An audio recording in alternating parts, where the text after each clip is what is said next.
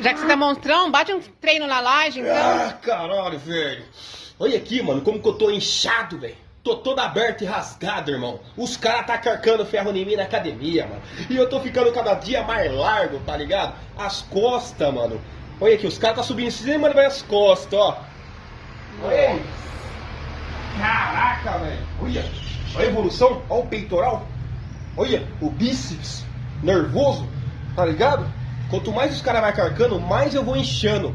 Mais eu vou ficando largo. Eu tô treinando pra ficar aberto na frente e largo atrás. Olha aqui, ó. Eu vou treinar ali na laje agora pra você ver como que tá ficando largo atrás. Olha só. Ó.